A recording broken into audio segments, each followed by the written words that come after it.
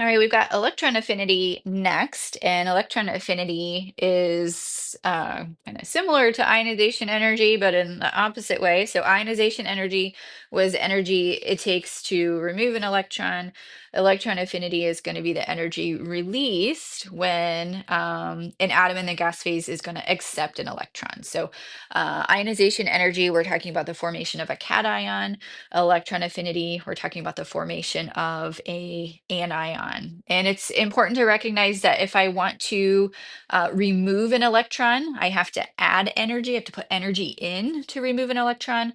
But if I am going to add an electron, so if my atom is accepting an electron, if you will, it's going to release energy. So it's going to be an um, energetically favorable if we have a positive electron affinity.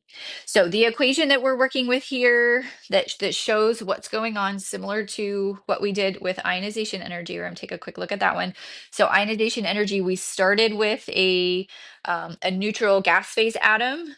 And then our products. So what happened from that is we separated out the cation and we ended up with a free electron, right? We produced an electron. In this case, we're going to start with our neutral gas phase atom. And this time we're going to add that electron. We're going to add that free electron and we're going to form our anion. So in this case, we have the formation of chloride.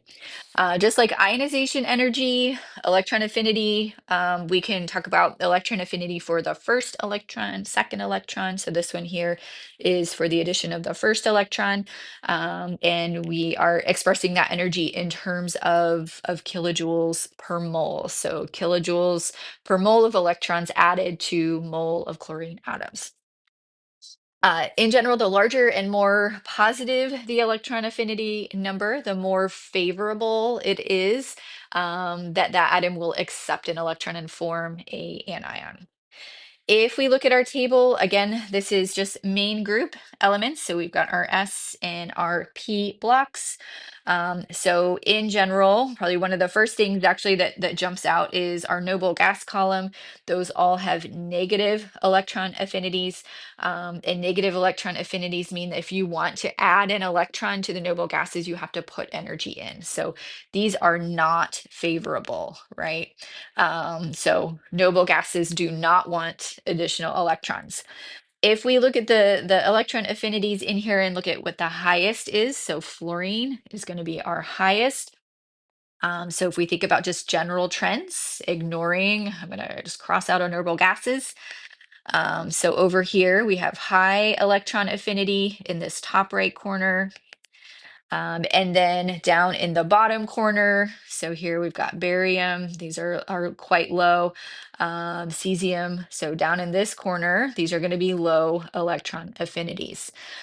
So in general trend, again, similar with ionization energy, in general, the trends for electron affinity are going to align with that effective nuclear charge. We do again have some exceptions, right? So as I go from cesium to barium, so I start out higher, I get smaller, and then we get higher as we continue going across. So if we look at this image here, similar to what we did with electron affinity, we've got some of these kind of ups and downs, right? I've got after lithium, we go down and then we go back up. We've got the same thing, sodium, we go down and we come back up. We go carbon, we're up and then we go down and then come back up. So we can again explain these differences in terms of what's going on with those electrons in the different orbitals. So in this case, we're going to look at groups 1 to 2. So that's like my lithium to beryllium or sodium to magnesium. And then we're also going to look group 14 to 15. And 14 to 15 is like our carbon to nitrogen, right? So carbon is a higher positive electron affinity, and then nitrogen actually goes negative. So that tells me that the nitrogen doesn't really want another electron. So we can use these orbital diagrams to help us see why. So if we look at group one is going to have just that one valence electron. Group 2 is going to have two valence electrons. So again, if we think about what electron affinity is, it's adding an electron. So if I compare group 1 and group 2, Here it is, I'll say easier to add, right? It's easier to add one electron because I can put that electron right here. I have that open spot in that orbital. If I look at group two, it's not as easy to add an electron, or there's not as much of a drive to add an electron. So if I'm adding an electron to group one, I'm filling that s orbital. So it's energetically favorable because I get kind of the completion of an orbital. In group two, I already have a closed orbital. And if I add another electron, now I've just got this kind of loose electron floating around. And so it doesn't do anything energetically favorable to add just that one additional electron. If we look at group 14 to 15, so again, if we do those, so I've got these two, group 14 is going to be like this. And then group 15, which is our nitrogen, I'm going to have 3 electrons in that P sublevel. So again, if I'm looking at which of these two cases would want an electron more or would benefit more from an electron, the one that's going to benefit more, is going to be easier to add that electron, is going to be this one. So this one already has 1 electron in each of those orbitals. So the next electron is going to be doubling up. And that's just harder or less energetically favorable to do.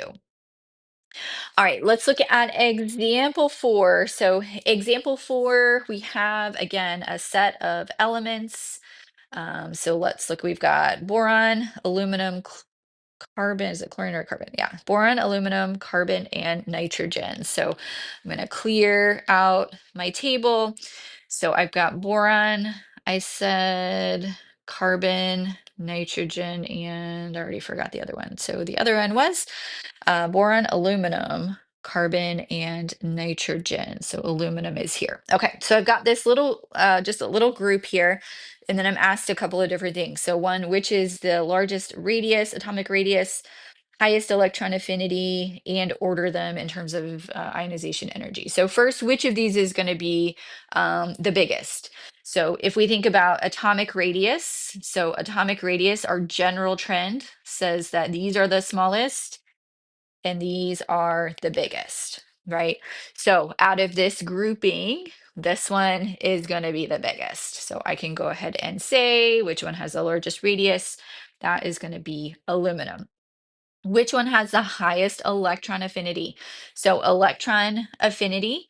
So I'm going to reset this. So electron affinity, this is high electron affinity, and this is in general low electron affinity. So up here, so I could be tempted to say that nitrogen is the highest electron affinity, but I do want to make a note of those exceptions that we just looked at, right? And so if we look at carbon and nitrogen, this actually was one of the exceptions that we just did. So this was, I'm going to scoot back down here. So if we look at carbon and nitrogen, that's this group 14 to group 15. So in this case, group 14 is actually going to have the higher electron affinity than group 15. So this one, we would want to recognize that carbon is going to have the higher electron affinity.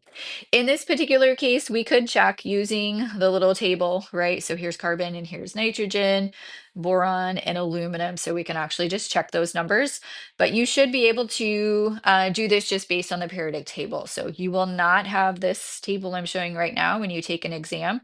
I will be assuming that you can use just the trends based on where things are on the periodic table to answer questions like this one.